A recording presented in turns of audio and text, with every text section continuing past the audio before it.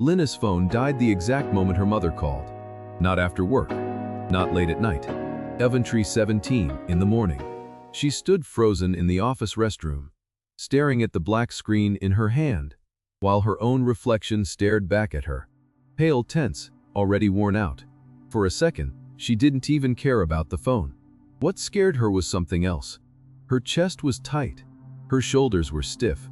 Her mind felt like it had been running for days.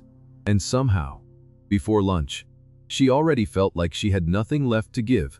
No one had shouted at her. Nothing had truly collapsed. The day had barely even begun. But her thoughts were already loud. Her body was already tired. And somewhere deep inside, something in her was begging for the day to end before it had even properly started.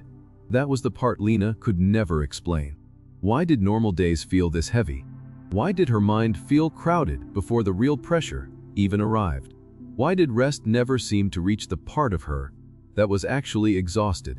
For months, she had blamed work, then adulthood, then stress, then life. But the truth was quieter than that, and much more dangerous. Because the thing draining Lena was not only what she had to do, it was everything she kept running inside her, all at once. Lena was 29 and very good at looking fine. She lived alone in a quiet apartment where the dining table had disappeared under unopened bills, loose receipts, hair ties, and one small sticky note she had written to herself 3 weeks ago.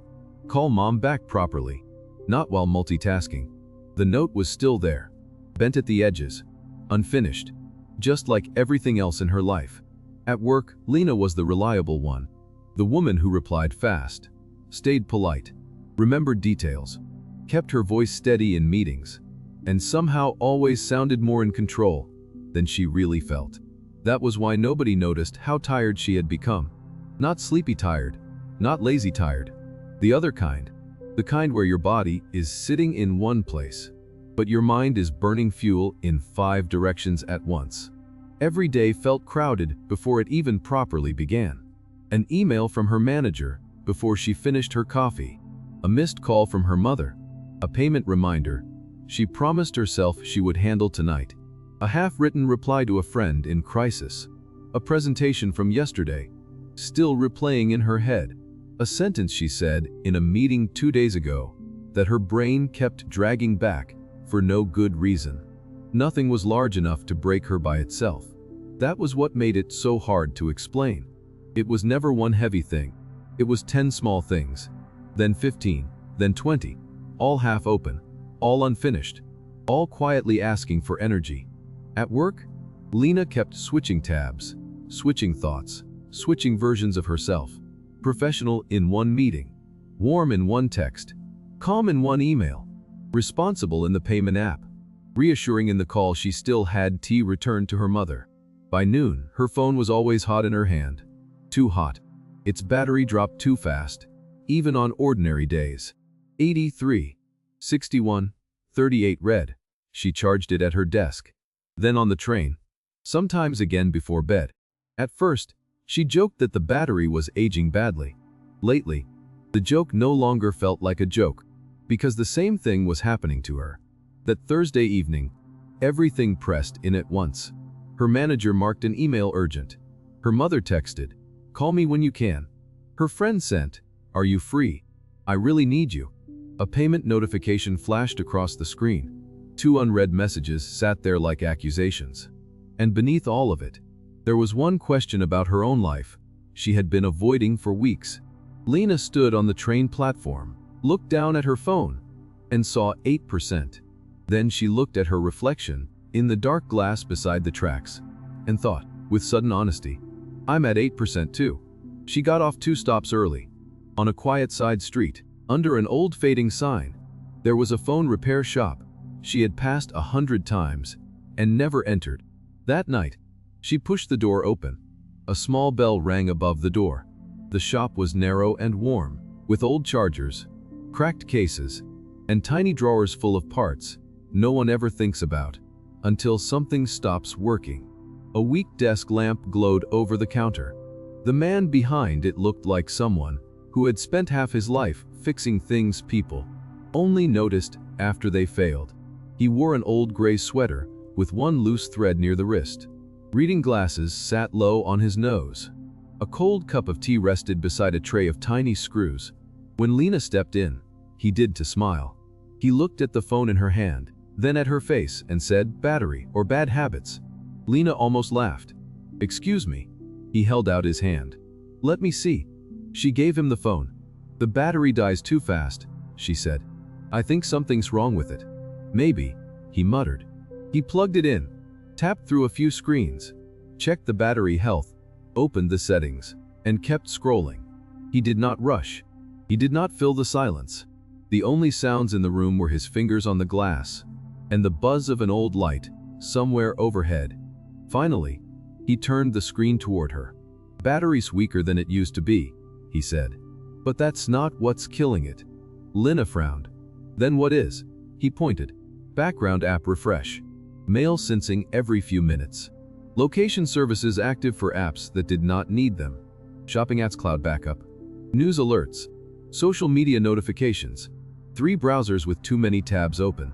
A dozen small things running at once." Lena stared. "But I am not even using most of those." The old man looked at her over his glasses. "That doesn't mean they were not using you." This time she didn't even try to smile. He tapped the battery usage screen. "People think a phone only loses power when they retouching it," he said. "Not true. It can sit quietly in your hand and still be draining fast." "Why?" "Because things are running in the background. Updating, searching, refreshing, tracking, asking for energy every second, even when you're doing nothing with them." Lena looked down at the screen. For some reason, it no longer felt like he was talking only about a phone. "You don't notice it at first," he went on. "You just think, this thing used to last longer. Then one day it dies before the day even really begins." That one landed. He must have seen it in her face, because his voice changed. Not softer exactly, just less distant. "People do this too," he said. Lena looked up slowly. "What do you mean?" He set the phone down between them. "Unfinished conversations. Things you need to reply to. Things you wish you had said differently. Fear about tomorrow. Guilt from yesterday. Problems that are not even happening yet. But your mind keeps checking them anyway." Lena went still, because that was exactly what her life felt like. Not one big emergency, just constant interactivity, constant reopening, constant mental noise. Then he asked, quietly, "When was the last time your body was in one place, and your mind stayed there too?" Lena didn't answer, because she couldn't remember. And for the first time that day, something inside her stopped, pretending this was normal. The old man rested both hands on the counter. "When you leave work," he asked, "do you leave? Or do you carry it home in your head?" "I carry it," Lena said. "When you eat dinner, do you taste it?" She let out a short breath. "Not really." "And when you lie down at night," he said, "does the day end? Or does it start all over again?" That question hit hard because there was no need to think about the answer. Every night, it started again. She would get home, drop her keys, heat something simple, and sit with her phone glowing in her hand. But she was never really in the room. Part of her was still inside an unanswered email. Part of her was rehearsing tomorrow's conversation with her manager. Part of her was worrying about money. Part of her was replaying her mother's missed call and feeling guilty before she had even called back. Even when she was doing nothing, it still felt like she was running. The old man turned the phone toward her again. "A battery doesn't collapse because of one app," he said. "It collapses because too many things are asking for power at the same time." He tapped each item slowly. "This one keeps refreshing. This one keeps interrupting. This one keeps checking where you are. This one wakes up even when you don't ask it to." Then his finger paused. He tapped the missed call from her mother. "How many times have you looked at this today?" he asked. Lena said nothing. He looked at her once, quietly, and understood anyway.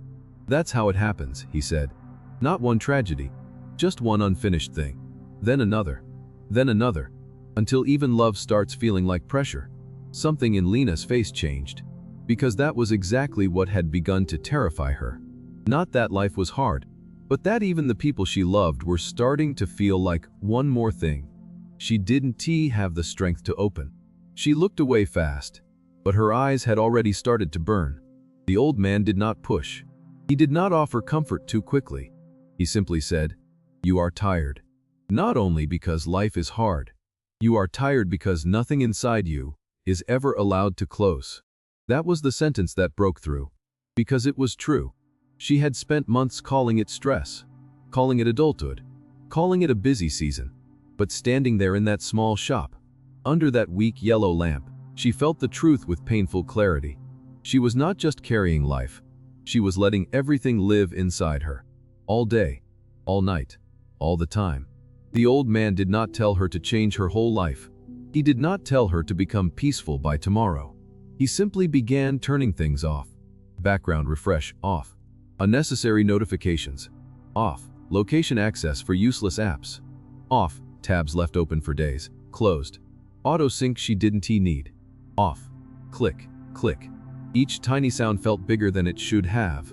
Because as he cleared the screen, Lena felt another list rising quietly inside her. A guilt she needed to stop feeding. A conversation she needed to stop replaying. A fear that had never actually happened. A habit of staying mentally uneven when there was nothing left to do. And for one fragile, honest moment, Lena realized how close she had come to breaking without ever looking broken. When Lena stepped out of the shop, the night air felt colder than before. The city was still loud. Cars still moved through the wet street. Her inbox was still full. Tomorrow had not become easier. Her problems had not disappeared just because a tired man in a gray sweater had named them well. But something had shifted. For once, she was not trying to fix her whole life on the walk home. On the train, she kept her phone in her bag. That alone felt unnatural. She sat by the window and watched her reflection shake against the dark glass. She looked tired. More tired than she had allowed herself to admit. Not dramatic, not ruined. Just worn thin. Like something that had been left running for too long. When she got home, she did not turn on the television. She did not start scrolling. She did not throw herself back into the noise. She plugged in her phone and stood there for a second, watching the charging symbol appear. Then, very quietly, she understood something. The phone was not weak. It was overused. So was she. Lena sat on the edge of her bed and began with the smallest things. One notification, off. One useless alert, gone. One app she opened only from anxiety, closed. One tab she kept revisiting for no real reason, removed. Then she placed the phone face down on the table. The room went still. And in that stillness, she tried something she had not done in a long time. She let one thought end without reopening it. Then another. She did not solve her finances that night. She did not repair every relationship. She did not become peaceful in an hour. But she stopped giving every fear, every memory, every unfinished thing full-time access to her mind. That was where it began. Not healing, not wisdom, just the first small refusal. That night, in the dark, Lena heard the phone vibrate and reached for it out of habit. Her fingers touched the edge of the table, then stopped. The screen kept glowing in the dark. So did the urge to check it. So did the fear that if she didn't answer everything fast enough, something would fall apart. But this time, she let the light stay there without touching it. For the first time in months, she did not obey the noise. She closed her eyes. The phone kept charging beside her, and slowly, quietly, she began to believe that maybe a human life should not feel like a device that is never allowed to rest. Leave a comment and tell me one background app you need to close in your own life. Don't forget to like, share, and subscribe. And I will see you in the next story.